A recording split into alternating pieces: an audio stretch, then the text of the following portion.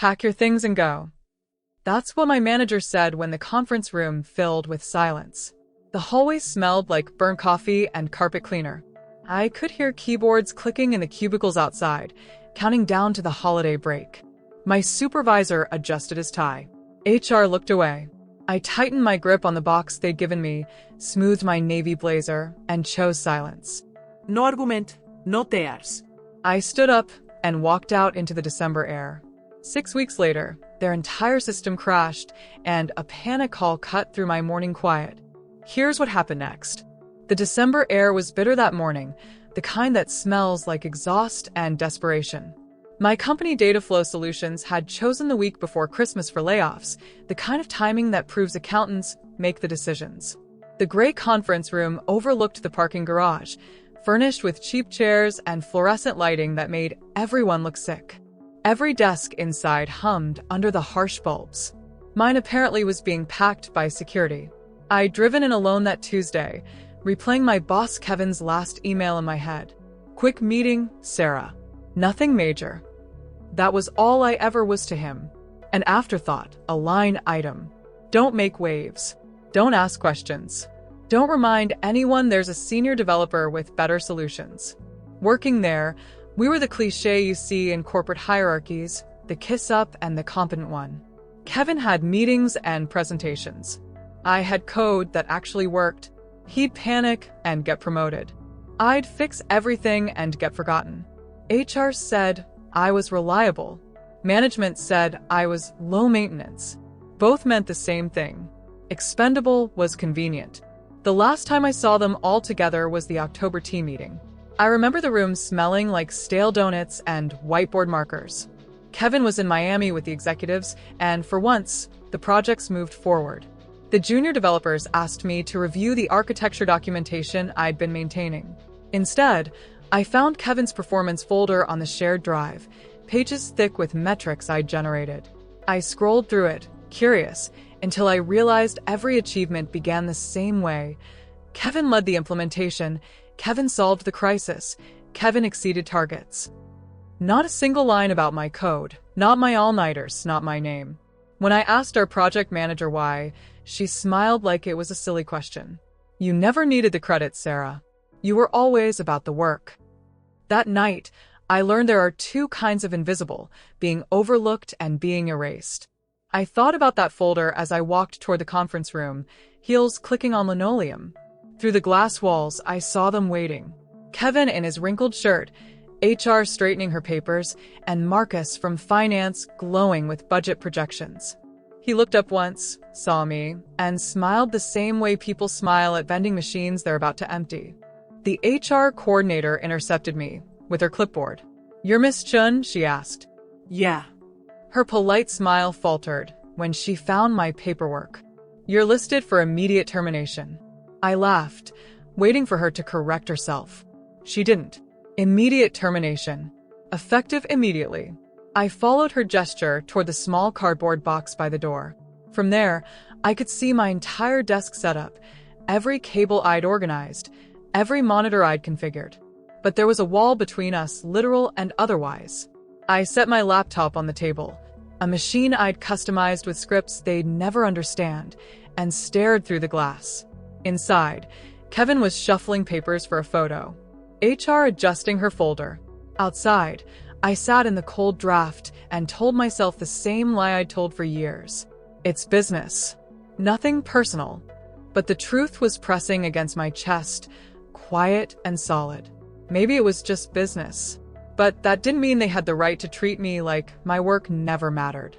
I tried to disappear into the background like always, but the conference room wasn't quiet. Executives came and went through the main door, wheeling laptops and phones, talking under their breath. Every time it opened, I caught flashes of my empty desk, monitors glowing, code still running on systems only I understood. Then the tone shifted. I looked up and saw Kevin walking toward me, folder in one hand, termination letter trailing behind like a banner. He stopped just short of the doorway, his reflection doubled in the glass. Two versions of him, one confident inside, one nervous outside. "Well," he said, clearing his throat. "Looks like we're streamlining operations." I blinked. What's that supposed to mean?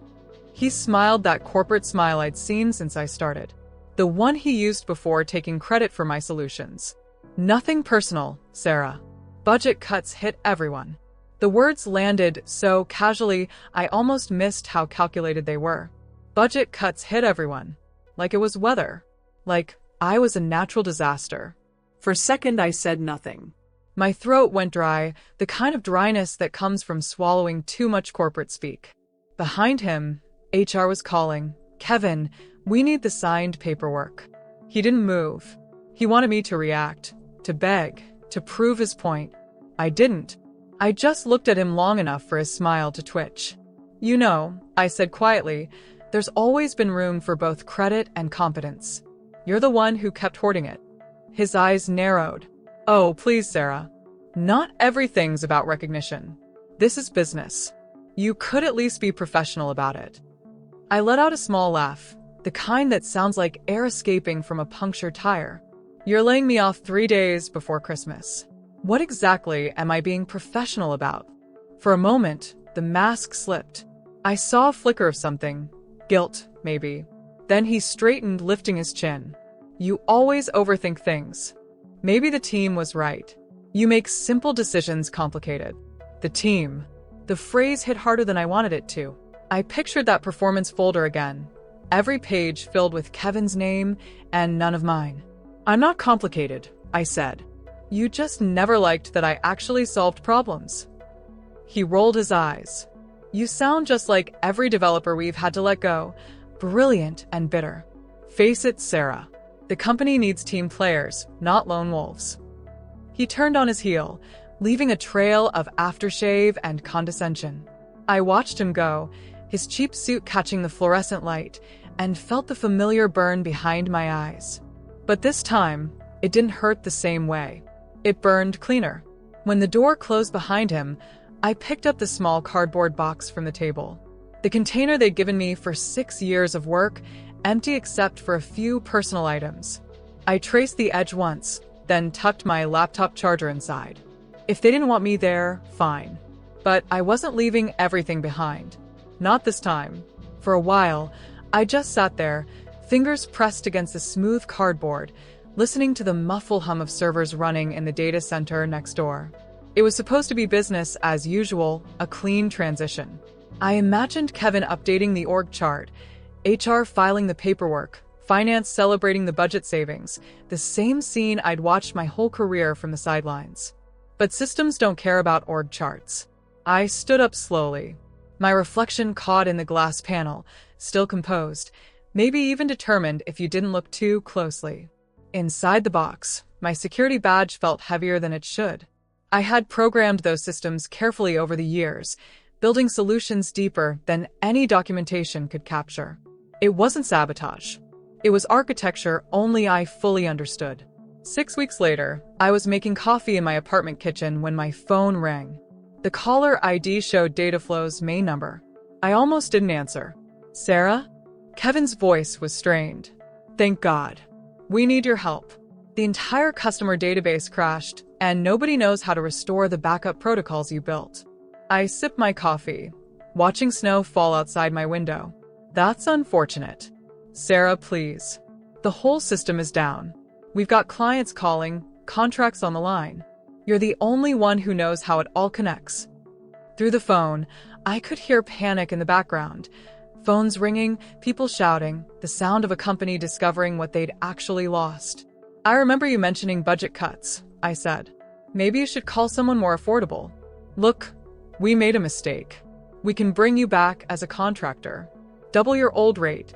Just tell us how to fix this." I set down my coffee cup, the ceramic clicking against the counter, like punctuation. "Kevin, let me ask you something.